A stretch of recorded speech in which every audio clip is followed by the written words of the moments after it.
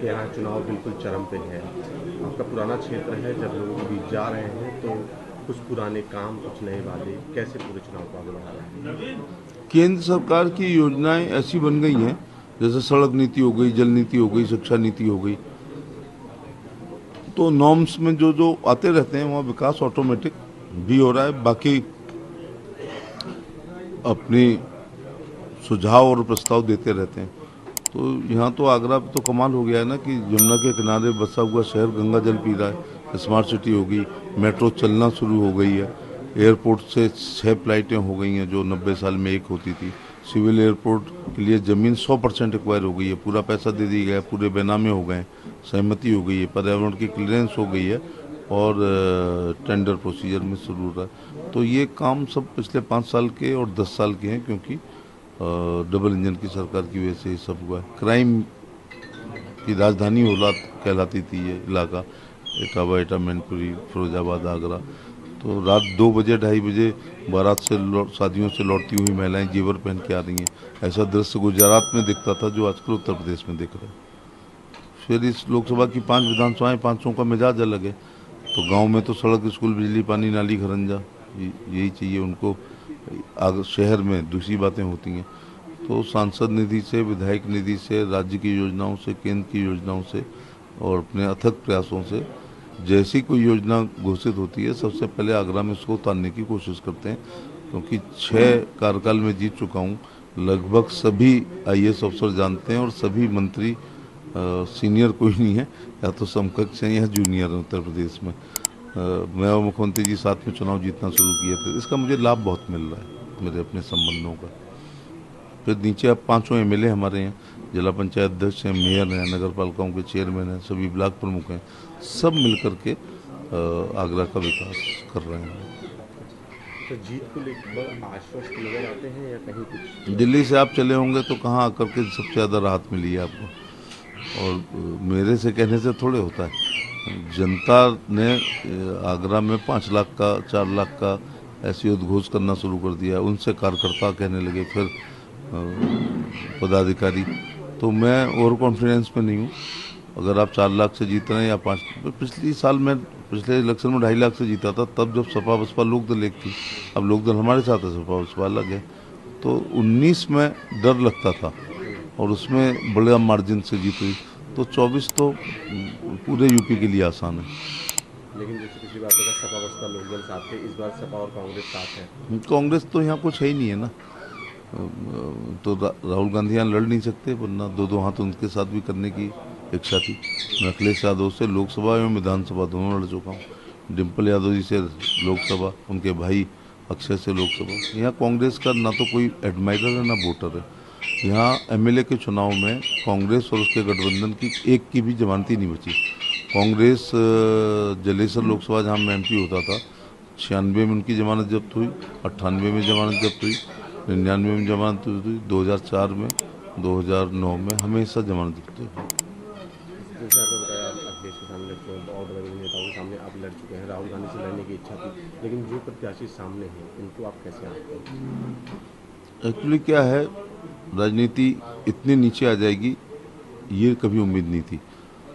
जब आदमी का बहुत काम होता है तब उसको टिकट मिलती है, अथवा नाम होता है। काम इसलिए नहीं हो सकता कि वो उनका कुछ है नहीं है। 100 मतदाता खड़े करोगे और पूछो कि सपा के प्रत्याशी का नाम बता दो अथवा बसपा के, तो चिन्हों पर वोट पड़ेगा। कैंडिडेट को तो कोई पहचानता ही नहीं है।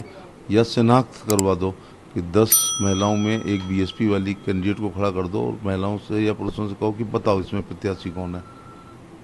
और ऐसी समाजवादी पार्टी के 10 पुरुष खड़े करो आम, और सपा के प्रत्याशी करके जनता को इनमें से आप पहचानो। तो अब तो पोस्टर लग गए शायद, तो भी नहीं लोग पहचान पाएंगे।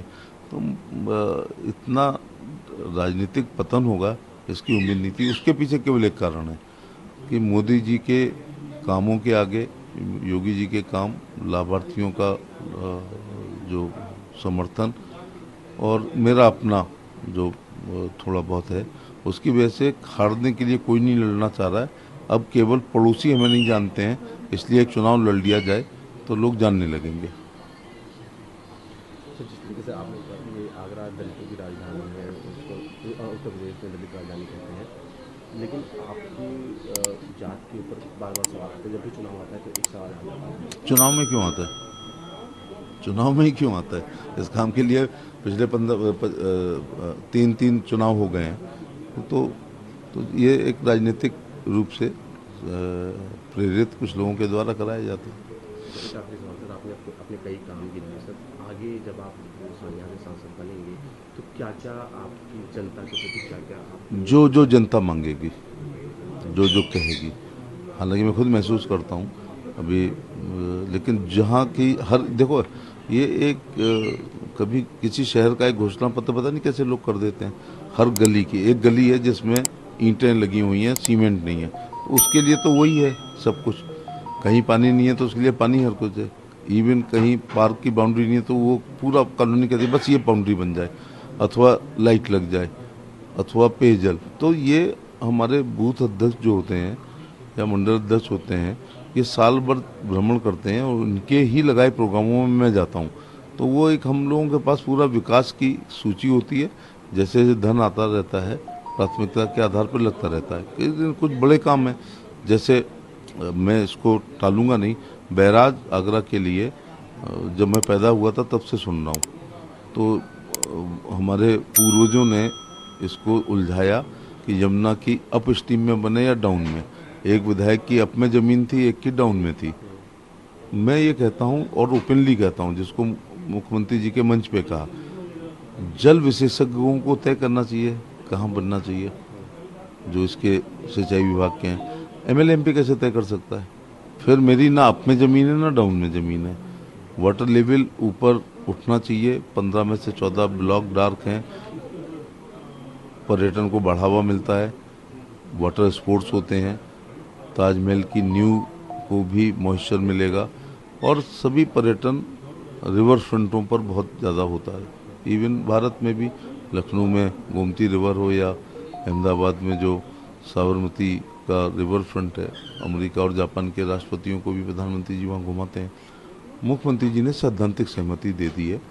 एक बार मुख्यमंत्री जी ने स्वयं हेलीकॉप्टर उतार के जगह देखी थी, लेकिन वो वाइबल नहीं हुई। अब इसकी डीपीआर बन रही है, तो ये एक बड़ा काम है जो होना है। क्यों नहीं बन पाती?